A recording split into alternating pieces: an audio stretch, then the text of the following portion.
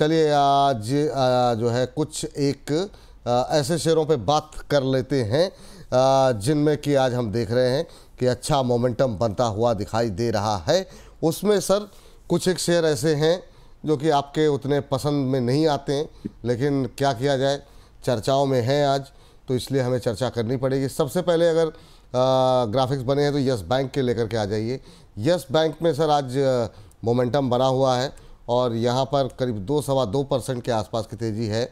आज 19 रुपये 69 पैसे का स्तर देखने को अभी मिल रहा है। एसएमबीसी को 20% स्टेक खरीदने के लिए आरबीआई की तरफ से सशर्त मंजूरी दी गई है। ये एक बड़ा डेवलपमेंट है। हालांकि ये कहा गया है कि एसएमबीसी को जो है वो प्रमोटर नहीं माना जाएगा। 20% स्टेक लेने के बावजूद 1 साल तक की मंजूरी मानी रहेगी। इस दौरान ये स्टेक लेना होगा एसएमबीसी को। तो आरबीआई की तरफ से अब मंजूरी की बात आ चुकी है। एसबीआई से 13.19% हिस्सेदारी ये खरीदेंगे और 6.81% स्टेक बाकी अन्य बैंकों से खरीदेंगे। तो ये आज के जो ट्रेंडिंग स्टॉक का सेगमेंट का पहला शेयर है सर, यस बैंक। अभी जो है सीसीआई की स्वीकृति और बाकी रेगुलेटरी वर्क पूरा करने होंगे, लेकिन अभी क्या करना चाहिए? 19-20 रुपये के आसपास क्या यहाँ पे फिर से जान आती हुई दिखाई देगी? विपुल जी, देखिए जिस तरीके से यहाँ पे अभी 20 के आसपास का एक हाई लगाया आज भी, और मल्टीपल टाइम हमने देखा है कि स्टॉक जो है एक बार 20 के ऊपर बार बार सस्टेन नहीं हो पाया। तो बहुत सारे अलग अलग न्यूज़ भी लास्ट टाइम भी आया था, लेकिन स्टॉक का प्रॉब्लम वही है कि बार बार 20 से फिसल के फिर से नीचे आ जाता है और बहुत सारे लोगों का होल्डिंग स्टॉक में है। तो मैं पॉजिटिव एटलीस्ट उस दिन होऊंगा जिस दिन स्टॉक एटलीस्ट 25 के ऊपर सस्टेन करके 1-2 हफ्ता जो है होल्ड करेगा 25 को। उससे पहले जितने भी न्यूज़ आ जाए, कुछ भी आ जाए, स्टॉक में मुझे लगता है कि फ्रेश बाय नहीं करना चाहिए। अगर किसी के पास होल्डिंग है, आप 16.50 का एक स्टॉप लॉस बना के आप स्टॉक को होल्ड करके जा सकते हो। मैं 25 के ऊपर इसमें पॉजिटिव हूँगा, लेकिन अभी भी मुझे लग रहा है कि वेट करना चाहिए।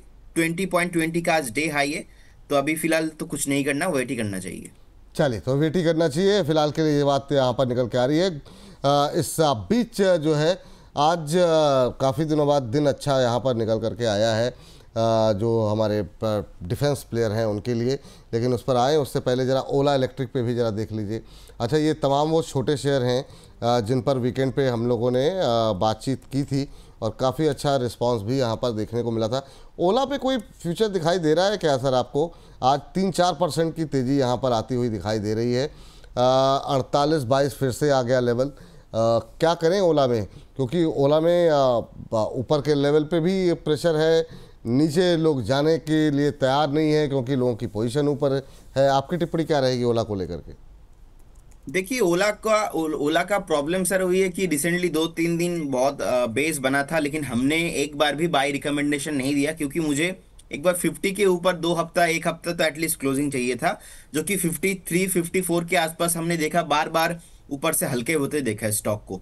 तो एक बार वेट करना चाहिए। मुझे लगता है कि 50 के ऊपर, जैसे कि अभी रिसेंटली 53 के आसपास एक टॉप बनाया, लास्ट टाइम भी 53 के आसपास था, तो 50 के ऊपर क्लोजिंग और 54 यहाँ पे एक रेजिस्टेंस है। तो मोटा मोटा ये इंटरप्रिटेशन आ रहा है कि 54 के ऊपर वीकली क्लोजिंग चाहिए, उसके बाद भी ओला पे कुछ मोमेंटम पॉसिबल है। फिलहाल तो अभी फ्रेश बाई नहीं करना, जिनके पास है आप होल्ड करके जा सकते हो विद स्टॉप लॉस ऑफ 45.50 पे एक स्टॉप लॉस मेंटेन कीजिए, बने रहिए।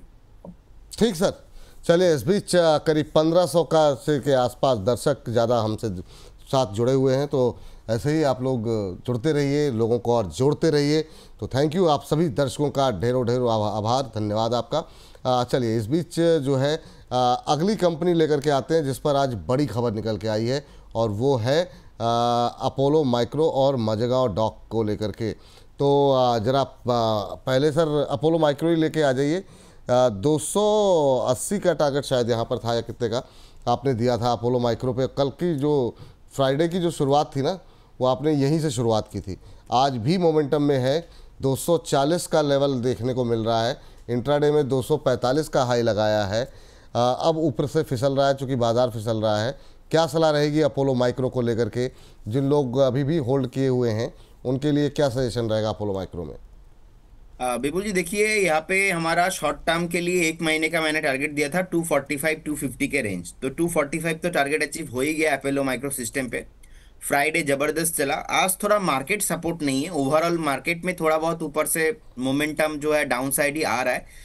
लेकिन जिस तरीके से बेस बनाया है अपोलो माइक्रो सिस्टम, मुझे लगता है कि ये स्टॉक जिनके पास भी है आपको तो एक बार होल्ड करना चाहिए। अगर कभी भी नेक्स्ट आजकल में प्रॉफिट बुकिंग भी आ जाता है 225 220, कुछ भी घबराने वाला बात यहाँ पे है नहीं। मुझे लगता है कि 285 290 Vipul ji is coming soon. Apollo Micro System का चार्ट बहुत ही शानदार है और उस तरीके से गोदावरी पावर का भी चार्ट बहुत ही अच्छा बिल्ड हुआ है। सो दोनों में ही मैं पॉजिटिव हूँ। हम्म। तो गोदावरी पावर में क्या अभी मतलब पोजीशन तो बनाए रखे, दोनों में पॉजिटिव हैं आपने, ये कह रहे हैं ना सर? ऑब्वियसली देखिए, गोदावरी पावर में जब हम बात कर रहे थे 244 के आसपास था, और मैंने बहुत लंबा टारगेट दिया है क्योंकि इंटरडे के लिए 252 का टारगेट ही लंबा होता है कि 200 रुपया में आप 240 से 252 का टारगेट, उसके बाद सेकंड टारगेट है 265। क्योंकि मुझे लगता है कि एक दो दिन में, 4 दिन में, 5 दिन में, मैक्सिमम 6 डेज में थोड़ा व्यू रखिए, आप डिलीवरी में बाय करके जाइए गोदावरी पावर GPIL। और आज पहली कॉल था गोदावरी पावर, मुझे लगता है कि इसमें पॉसिबल है पहला टारगेट 252, सेकंड टारगेट 265, क्योंकि टारगेट लंबा है तो इजीली इमीडिएटली आना पॉसिबल नहीं है। लेकिन चार्ट में फ्रेश ब्रेकआउट है, और जब भी कोई भी कॉल हम दे रहे हैं वो टेक्निकल के आधार पे हो रहा है। अगर आपको चार्ट रीड करना थोड़ा बहुत भी आता है, आप देख के जा सकते हो कि daily candle, weekly candle, monthly candle, तीनों कैंडल में ही ब्रेकआउट है। तो 265 के टारगेट के लिए मुझे लगता है कि जो GPIL को करेंट जोन से बाय करना चाहिए। ठीक है सर, बिल्कुल सर। और अभी भी जो है जिस लेवल पे दिया गया था उससे ऊपर ही ट्रेड कर रहा है, तो नज़रें यहाँ पर आपकी रहनी चाहिए। और उसके बाद 249.50 ऑलमोस्ट 250 का हिट टारगेट, टारगेट तो नहीं पर 250 का जो है इंट्राडे हाई यहाँ पर टेस्ट हुआ है। चलिए आगे बढ़ते हैं और अगले ट्रेंडिंग स्टॉक जो कि मझगांव डॉक है। मझगांव डॉक पे सर बड़ी खबर आई है और उसके बाद से एक बार फिर से डिफेंस के अंदर जान आती हुई दिखाई दे रही है। मझगांव डॉक पे सर 70,000 करोड़ के जो है वो ऑर्डर की खबर है। जर्मन कंपनी के सहयोग से 6 एडवांस सबमरीन बनाएगी। तो यहाँ पर 70,000 करोड़ रुपए के प्रोजेक्ट 75 इंडिया को सरकार की मंजूरी दी गई है। और उसके बाद से आज हम देख रहे हैं कि अभी करीब 2.25% के आसपास की मजबूती बनी हुई है। क्या करें सर? अभी भी बीच बीच में जो खबरें आ रही हैं, लगता है कि अब कुछ दिन बात नहीं करेंगे डिफेंस पे, लेकिन सरकार की तरफ से, कंपनियों की तरफ से कुछ ना कुछ अपडेट्स बनी हुई है। आपकी टिप्पणी क्या रहेगी 2761 पे? अभी के लिए मझगांव डॉक 2.25% ऊपर। देखिए, हमने 2400 के आसपास भी बताया था कि सपोर्ट है और बाई करने के लिए बताया, 2600 में भी बताया, 2700 अभी चल रहा है, अभी भी मैं बता रहा हूँ क्योंकि स्टॉक में एक काप एंड हैंडल पैटर्न बना है वीकली चार्ट में। सो काप एंड हैंडल पैटर्न जब भी बिल्ड होता है, अगर वहां से बेस बनता है तो डेफिनेटली हायर टाइम फ्रेम में और जाना पॉसिबिलिटीज बनता है। जिस तरीके से हमने देखा है स्टॉक 3000 के नीचे फिसल गया था और मल्टीपल टाइम वहां पे रेसिस्टेंस लिया, क्योंकि सारा डिफेंस काउंटर नीचे आ रहा था। इस बीच सर 2760 के आसपास अभी चल रहा है, मुझे लगता है कि बहुत जल्दी स्टॉक फिर से 3000 के ऊपर जाने के लिए रेडी हो रहा है। बेस अच्छा से बन चुका है, होल्ड करने का सलाह रहेगा। फ्रेश बाई भी अब करके जा सकते हो, अगर कोई फ्रेश बाई करके जाता है मिनिमम 6 से 8 महीने का व्यू रखिए, इन्वेस्टमेंट पिक रहेगा, स्टॉप लॉस है 2450 के आसपास। ठीक है सर। चलिए, तो ये बात जो है इन्वेस्टमेंट पिक के तौर पर मझगांव डॉक निकल करके आती हुई नज़रें रखिए। सर, चूँकि मझगांव की बात हो रही तो हमारे एक दर्शक ने अभी सवाल पारस डिफेंस को लेके पूछा था। सवाल तो मुझसे मिस हो गया, लेकिन एक और दर्शक हैं कुणाल जी, वो भी टारगेट जानना चाह रहे हैं, उनका नाम मिल गया मुझे। तो पारस डिफेंस के वो टारगेट जानना चाह रहे हैं। एक और दर्शक थे जो कि पारस डिफेंस पे उन्होंने अपने बाइंग लेवल भी बताए थे, लेकिन वो मिस हो गए। लेकिन ओवरऑल इन जनरल व्यू क्या होगा? 672 का भाव देखने को मिल रहा है आज, 2.25% के आसपास की गिरावट अब देखने को मिल रही है। पॉजिटिव है सर यहाँ पर? सर मैं पॉजिटिव ही हूँ, और पूरा डिफेंस सेक्टर को लेके, प्राइवेट डिफेंस को लेके भी मैं पॉजिटिव हूँ। और लास्ट दिन भी हमने डिस्कशन किया था तो शो के चलते ही सर टारगेट आ चुका था। तो मुझे लगता है कि जिस तरीके से यहाँ पे एक बार जो है थोड़ा बहुत कंसोलिडेशन हो रहा है, आपको डेफिनेटली पोजीशन बिल्ड करना ही चाहिए। ऐसा कुछ भी प्रॉब्लम मुझे नहीं दिख रहा है, तो जिनके पास है होल्ड करने का ही सलाह रहेगा। होल्ड करने की सलाह। अच्छा, यहाँ पे अगर कुछ बाय करना हो सर तो किस लेवल पे आप कंफर्टेबल होंगे पारस में? देखिए, बाय करना है तो मुझे लगता है कि आप करंट जोन से ही बाय करके जा सकते हो, ऐसा कोई प्रॉब्लम मुझे नहीं दिखाई दे रहा है। अच्छा ही है काउंटर, इसमें कुछ विपुल जी इस बीच एक ब्रेकआउट आ रहा है, पहले मैं नाम बता देता हूँ। देखिए, कंपनी का नाम है सोनाटा सॉफ्टवेयर। देखिए, सोनाटा सॉफ्टवेयर 394 395 के आसपास चल रहा है, करंट जोन से बाय करना है। इसके पहला टारगेट रहेगा 401, सेकंड टारगेट रहेगा 408, 401 पहला target, 408 second target Sonata software को करंट जोन से बाय करना है। स्टॉप लॉस मेंटेन कीजिए 387.50 387.50 पे एक स्टॉप लॉस मेंटेन करने का सलाह रहेगा। सोनाटा सॉफ्टवेयर करंट जोन से बाय करके जाना है। सोनाटा सॉफ्टवेयर में खरीदारी की सलाह यहाँ पर निकल करके आई है। इस समय 395 के आसपास ट्रेड करता हुआ 395.35 का भाव देखने को मिल रहा है। आपको यहाँ पर टारगेट जो दिया गया है वो पहला 401, 401 का पहला टारगेट, 408 का दूसरा टारगेट और यहाँ पर 387.50 ये आपको यहाँ पर स्टॉप लॉस दिया गया है। 396 के आसपास अभी ट्रेड करता हुआ 6.25% की तेजी आईटी सेक्टर में आज शानदार मूव देखने को मिल रहा है। उसके लिए यहाँ पर एक कॉल निकल करके आई है। अगर आप आईटी में प्ले करना चाह रहे हैं तो ये आपके लिए एक शानदार कॉल हो सकती है। 396.975 का रेट अभी 6.5% की तेजी, 401 पहला टारगेट, 408 दूसरा टारगेट और 387.5 आज का ये स्टॉप लॉस यहाँ पर आपको फॉलो करना है। नज़र बना करके चलिए सोनाटा सॉफ्टवेयर में।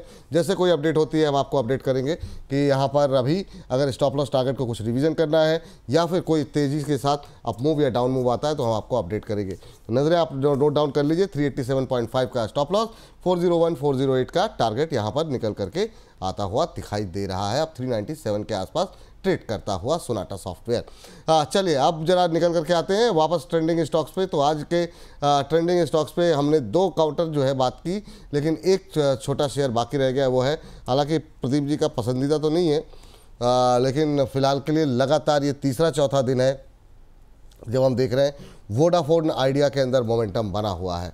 वोडाफोन आइडिया पे हमने शुक्रवार को भी बातचीत की थी और अब 0.25% के आसपास की मजबूती, 7 का लेवल भी क्रॉस हो गया। सर, बीते कुछ दिनों से लगातार धीमे धीमे करके ये 10% से ज़्यादा का मूव दिखा चुका है पिछले 3-4 कारोबारी सत्र के अंदर। यहाँ पर इमीडिएट क्या टारगेट आप देख रहे हैं टेक्निकल के आधार पर? देखिए, मुझे लगता है कि एक मोमेंटम तो विपुल जी आना पॉसिबल है, क्योंकि जिस तरीके से हमने देखा कल फ्राइडे रचित जी भी थे और डिस्कशन हो रहा था वोडाफोन आइडिया के ऊपर। जो है न्यूज़ आने वाला है और वोडाफोन आइडिया ने पीएम के दफ्तर में एक चिट्ठी भी भेजा है। सो उसका कुछ अभी अपडेट नहीं आया, लेकिन मुझे लगता है कि जिस तरीके से एक बेस बन रहा है, जिनके पास है आप बने रहिए। एक ऑलमोस्ट 6.50 के आसपास एक स्टॉप लॉस आपको मेंटेन करना चाहिए। होल्ड रखिए। मुझे लगता है कि स्टॉक एक बार फिर से 2 डिजिट में जाने के लिए रेडी हो रहा है। मुझे लगता है कि 9.85 और 10 रुपये के आसपास इसका टारगेट अभी निकल के आ रहा है। होल्ड करने का ही सलाह रहेगा, लेकिन डिस्क्लेमर है, आप वही सारे इन्वेस्टर्स इस स्टॉक्स में निवेश आप कीजिए जिनका रिस्क टेकिंग एबिलिटी बहुत हाई है, क्योंकि बहुत बार स्टॉक जो है ऊपर से हल्का हुआ है। और उस दिन सर जब हम डिस्कशन कर रहे थे भारतीय हेक्साकॉम का, हमने आपको एक कॉल दिया था। भारतीय हेक्सा वो भी काफी शानदार। भारतीय हेक्साकॉम का भी ना सर टारगेट अचीव हो चुका है। मैंने पहला टारगेट बताया था और सेकंड टारगेट बताया था, दोनों टारगेट ही अचीव हो चुका है। दोनों टारगेट आई थिंक 1900 के आसपास मैंने कुछ टारगेट बताया था, सेकंड टारगेट मेरा। तो भारतीय हेक्साकॉम पे देखिए आज का डे हाई ऑलमोस्ट 1889 के आसपास है, और जब हम डिस्कशन कर रहे थे उस टाइम पे 1820 के आसपास चल रहा था। तो उसी दिन ड्यूरिंग द शो मैंने देखा था, बाद में उसी दिन का पहला टारगेट अचीव हो गया था। तो मुझे लगता है कि भारतीय हेक्साकॉम में भी पॉसिबिलिटीज है 1900 के ऊपर बहुत जल्दी आप मूव यहाँ पे आते हुए दिखेंगे। ठीक सर, ये बात यहाँ पर निकल करके आई है और जो है भारतीय हेक्साकॉम को लेकर के, और बातचीत चल रही थी हमारी वोडाफोन को लेकर के भी। वोडाफोन पे एक और व्यू लेते हैं। विभू जैन जी हमारे साथ जुड़ चुके हैं। विभू जी, बहुत बहुत स्वागत आपका आज की इस चर्चा में जुड़ने के लिए। बाजार पे आपकी राय लेंगे आगे, लेकिन अभी जो है जरा वोडाफोन पे बताइए। मुझे लगता है कि अगर आपको बहुत शॉर्टर ड्यूरेशन के लिए टेक्निकल के हिसाब से 7 रुपए 80 पैसे या 8 रुपए तक के लेवल्स के लिए यहाँ पे एक सेफर जोन के लिए प्ले किया जा सकता है, लेकिन लॉन्ग टर्म के हिसाब से मैं स्टॉक में इन्वेस्ट करने के लिए नहीं कहूंगा। लेकिन हाँ, अगर आपको एक शॉर्टर ड्यूरेशन में छोटा सा रिस्क लेना हो तो 8 रुपए तक के लेवल के लिए, मतलब यहाँ से 10% की और हमें तेजी देखने को मिल सकती है। मतलब एक नजरिया रहेगा आपका टाइम पीरियड लगभग 1 से 2 महीने का। इस टाइम पीरियड में ये टारगेट अचीव हो जाएगा। चलिए ठीक है, तो 8 रुपये तक यानी कि ठीक है। अभी अगर 8 रुपये तक ठीक ठाक मोमेंटम है यहाँ पे, तो 8 रुपये तक के टारगेट आप यहाँ पर देख सकते हैं वोडाफोन आइडिया के अंदर। एक प्रदीप जी जुड़ चुके हैं क्या हमारे साथ? यस यस जी प्रदीप सर, जरा एक चीज़ देखिए, जरा टीवीएस मोटर्स, जरा क्योंकि ऑटो पे काफ़ी बातचीत हम लोगों की हुई। टीवीएस मोटर्स कैसा लग रहा है आपको करंट लेवल पे? यहाँ पर काफ़ी सारी क्वेरीज भी हमारे दर्शकों की तरफ से आती हुई दिखाई दी है। क्या टिप्पणी रहेगी टीवीएस मोटर्स को लेकर के अभी का जो। टीवीएस मोटर पे मैं पॉजिटिव हूँ और हमने यहाँ पे कॉल भी दिया है और डिस्क्लेमर देना चाहूंगा ऑलरेडी 2900 के आसपास से हमारे जो मेंबर्स हैं उनका भी पोजीशन लॉन्ग है। तो मुझे लगता है कि थोड़ा लंबा व्यू टीवीएस मोटर्स पे रखना चाहिए। एक ब्रेकआउट है, ब्रेकआउट के बाद यहाँ पे हो सकता है कि एक बार प्रॉफिट बुकिंग भी आपको दिखने को मिले, कि 3200 के आसपास भी हो सकता है कि एक बार आपको दिखने को मिले। लेकिन जिस तरीके से यहाँ पे वॉल्यूम के साथ ब्रेकआउट आया है और वीकली चार्ट मंथली चार्ट पे भी ब्रेकआउट है, मुझे लगता है कि एक बार 3650 3700 जाने के लिए रेडी हो रहा है। नेक्स्ट 2 से 3 महीने का व्यू रहेगा। करेंट जोन से भी आप लॉन्ग करके जा सकते हो, मैं पॉजिटिव हूँ। और वोडाफोन आइडिया को लेके सर एक्चुअली कोई भी बाय इसलिए नहीं देना चाहता बिकॉज ऑफ, आप देखेंगे मैंने मल्टीपल टाइम डिस्कशन किया है, 2,10,000 करोड़ के आसपास तो इनका डेट था। उसके बाद हमने देखा कि डेट थोड़ा कम हुआ, गवर्नमेंट ने स्टेक लिया 49% के आसपास। तो 37,000 करोड़ के आसपास अगर आप वो जो अमाउंट होता है उसको माइनस भी करोगे 1,70,000 करोड़ के आसपास, तो उनका अभी भी डेट है। सो वो जो डेट है वो उसका इंटरेस्ट भरना है, और वोडाफोन आइडिया के पास उतना कंज्यूमर अभी है नहीं, उतना रेवेन्यू अभी है नहीं। अगर स्टॉक चलेगा ओनली फॉर न्यूज के बेसिस पे चल सकता है, लेकिन बहुत हाई रिस्क है। तो इसीलिए फ्रेश बाई करना बहुत ही रिस्की होता है, लेकिन उनके लिए अच्छा है जिनका व्यू थोड़ा लंबा होता है। अगर उनको लगता है कि नहीं हमारा रिस्क टेकिंग एबिलिटी सही है तो आप बाई करके जा सकते हो, लेकिन अभी भी फंडामेंटली उतना पॉसिबिलिटीज नहीं आया। हाँ ये बात है, तो ये बात है वोडाफोन को लेकर के यहाँ पर।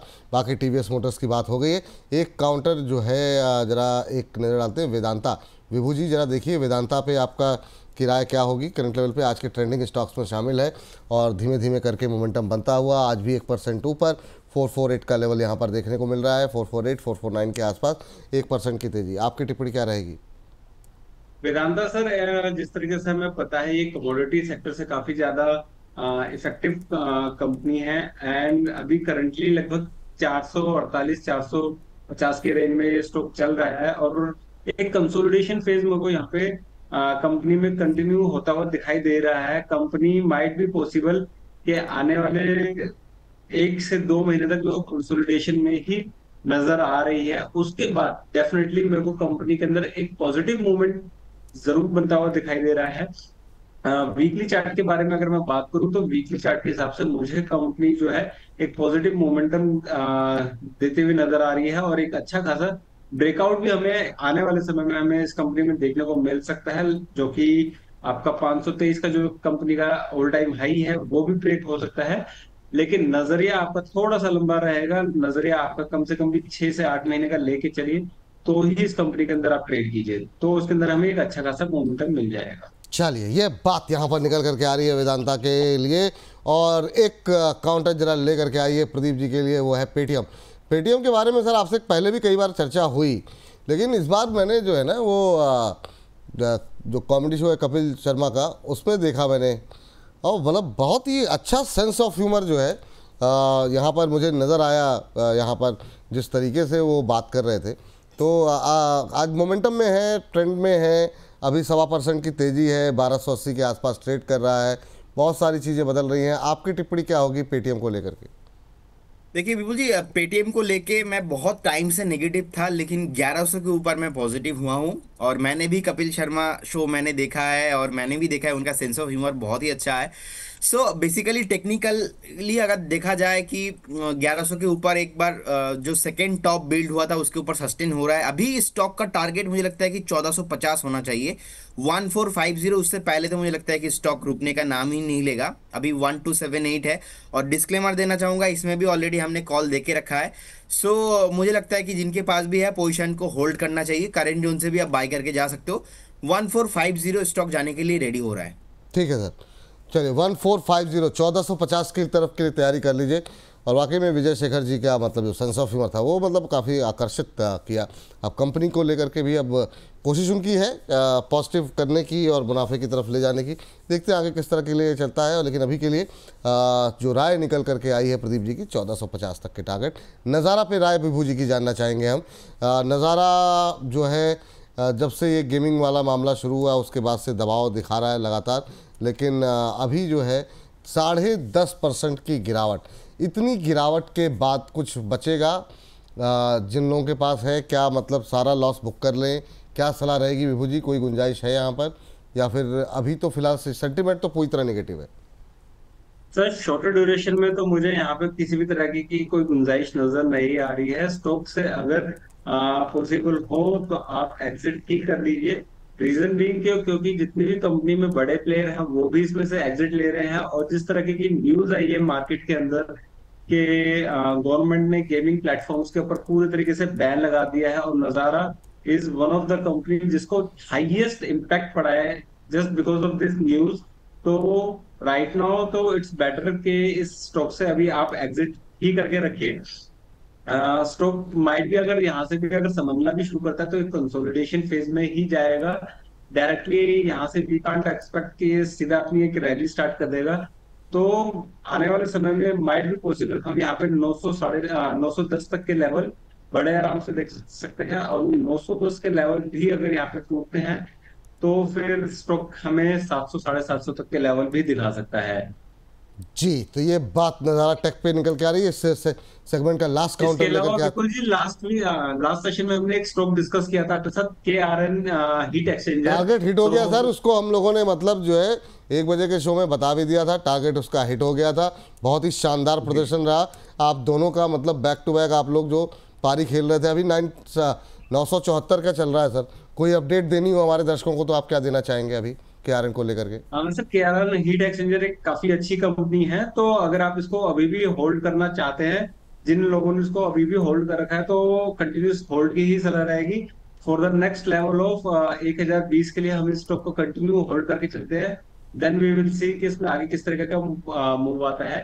और इसके साथ साथ मैंने एक और स्टॉक बताया था, रॉयल ऑर्चिड होटल। हाँ, तो वो भी लगभग अपने फर्स्ट टारगेट के आसपास आने ही वाला है। 500 रुपए का मैंने फर्स्ट लेवल दिया था, एंड 495 रुपीज का अभी करंट प्राइस चल रहा है। तो माइट बी पॉसिबल आज या कल में स्टॉक के टारगेट हिट हो जाए, तो let's see. And after that उसके बाद जो सेकंड टारगेट दिया था तो उसके लिए हम स्टॉक को भी कंटिन्यू होल्ड करके चलेंगे। चलिए ठीक। तो ये दोनों अपडेट KRN हीट और रॉयल ऑर्किड पे आपको मिल गई है फटाफट, तो उस हिसाब से आप अपनी रणनीति तय कर सकते हैं। अगर आप KRN में अपना प्रॉफिट बुक करके नहीं निकले हैं या रॉयल में अभी तक बने हुए हैं तो चलिए लास्ट काउंटर इस सेगमेंट का मैं बात कर रहा था जियो फाइनेंस।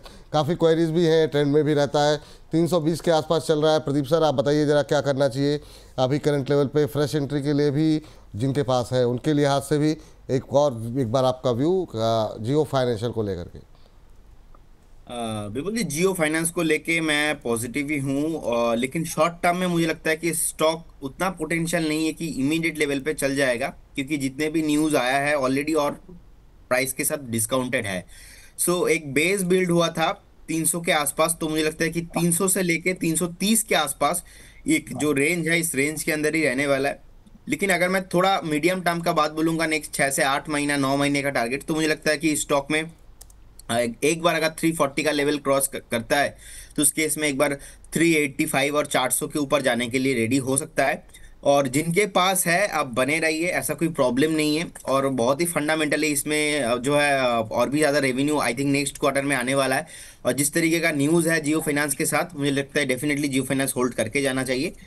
शॉर्ट टर्म जो ट्रेडर है उनके लिए स्टॉप लॉस रहेगा 300 के आसपास, 300 के आसपास एक स्टॉप लॉस के साथ अब बने रहिए इस काउंटर पे।